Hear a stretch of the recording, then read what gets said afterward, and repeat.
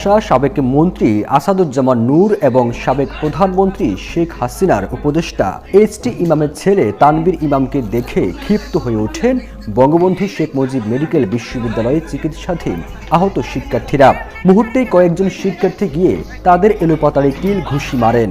এ সময় শিক্ষার্থীরা সন্ত্রাসী ও ছাত্র হত্যাকারী বলে চিৎকার করেন। শনিবার দুপুরে হাসপাতালের প্রিজন সেলে চিকিৎসাধীন আসাদুজ্জামান নূর এবং তানভীর ইমাম থেরাপি নিতে গেলে এই ঘটনা ঘটে। পরে ঘটনা উপস্থিত আইন শৃঙ্খলা বাহিনীর সদস্যরা নিয়ন্ত্রণে আনেন। এই তথ্য নিশ্চিত করেছেন বিশ্ববিদ্যালয়ের প্রক্টর ডাক্তার শেখ ফরিদ। তিনি জানান, দুপুরের দিকে আসাদুজ্জামান নূর এবং এইচটি ইমামের ছেলে থেরাপি নেওয়ার জন্য গেলে সেখানে থেরাপি নিতে আসা কয়েকজন আহত শিক্ষার্থী তাদের দেখে চিনে ফেলে। এ সময় শিক্ষার্থীরা তাদের উপর ক্ষিপ্ত হন।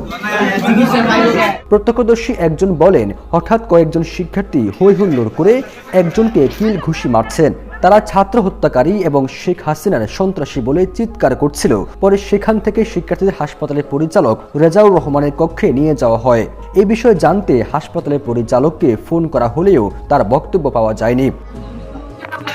গত 16 সেপ্টেম্বর বেলি রোডের নওরাটন কলোনি থেকে সাবেক সংস্কৃতি মন্ত্রী আসাদুজ্জামান নূরকে গ্রেপ্তার করে কারাগারে পাঠানো হয়।